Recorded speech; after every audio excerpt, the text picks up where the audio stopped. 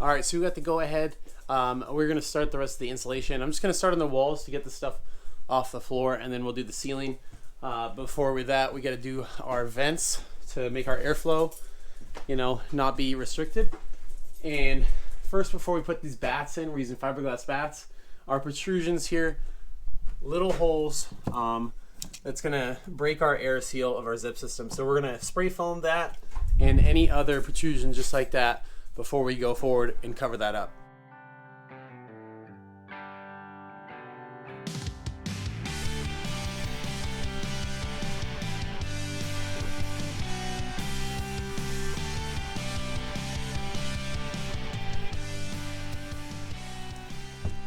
Man, so I almost started putting bats in here. I totally forgot that we're putting a propane stove right here, and it's gonna have the flue coming out this way. So I need to get this in there before we do that. That wouldn't have been too good. So I just went downstairs. It's installed in the basement right now, so I measured the exact same marks with the corner mat that it's gonna be on, with accounting for the wood floor. So I have this placed here. That way you can probably use the same pipe, or hopefully my math came out correctly, and I could just pop into the same direction. So I have this outlined here. I'm just going to use my multi-tool and my jigsaw, cut this out real fast.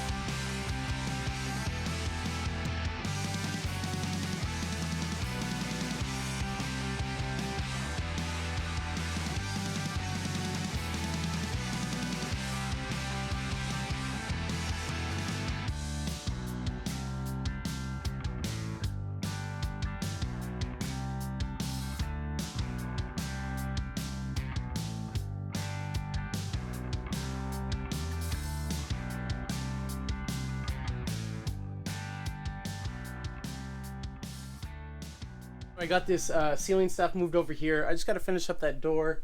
I have all the walls, or not all the walls, a lot of the walls done. Obviously, these little strips here, it's shoved in there. We're not trying to shove too much in there because insulation works by slowing like air temperature transfer, whatever. And if it's too compact, it's not going to work how it's supposed to go.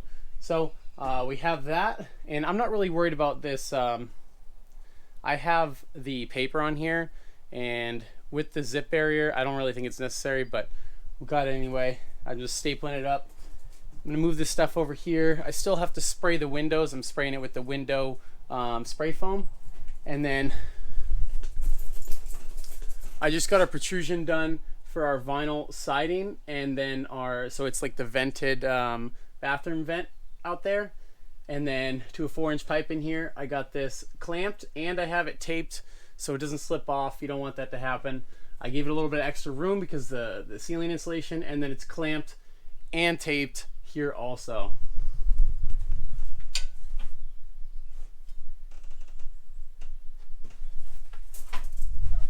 You also need to make sure there's a damper either in your line or on the box. There's one on the box, so that'll suffice. You could put another, but it just needs at least one. What that's doing is stopping the cold airflow from coming in. If it's just a free open tube all the time, it's gonna flow like crazy and you're gonna have a huge draft. So right now I'm just installing these Pro Vents. These are gonna ensure that your airflow from your vented soffit out there is gonna come through your eave. You can go all the way up and it's gonna go through your vent up there. It's gonna be very key having a non-encapsulated attic space. You need the ventilation. So this is like, you don't want to shove insulation up there and clog that. I'm not sure if it's ProVent that makes it, but they also make one that kind of sloops down, so you can just butt your insulation right up to it. They didn't have any on 16 center framing, so I just use these. This will be fine. We'll just get it up in there. Obviously, you don't want to just shove it all the way down into your soffit. So I'm just knocking these out real fast. I'm using a, you could use a hand stapler or a electric one. This is just easier than slapping it up there when you have limited room. So done a few bays, knock the rest out.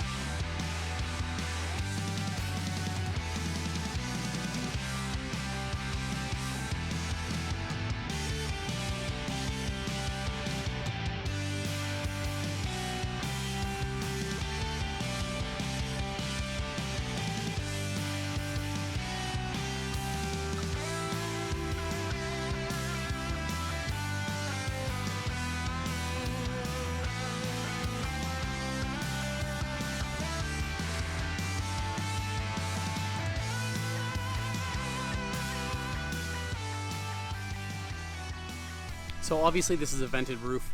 My standing seam guy, since we're terminating into another wall of the house, obviously we need a vent somewhere. I could have done like a gable vent, but I asked him if we could do a ridge vent at the top, and kind of got into some things that I've never dealt with before. And he put a little lip in there, so no water's gonna crawl back up of this 2.5 pitch roof. But it's just, you know, it's an air gap. So my concern is like bees or wasps or flies getting in there. So I ordered a thin little mesh, and doing this after the fact, I think laying it on the roof before might have been a little bit smarter. But what I did was I cut it into just sort of in the bay lengths, so it was like 14 inches here, and just pushed it in there, bent it to the shape a little bit, stapled it in a few spots, and then I went ahead and spray foamed the side gaps. And this is gonna give us our airflow and not let the little bees and stuff come in. These are super small, and it's gonna be perfect for this purpose. So I can get to the rest of the insulation and close this bad guy in.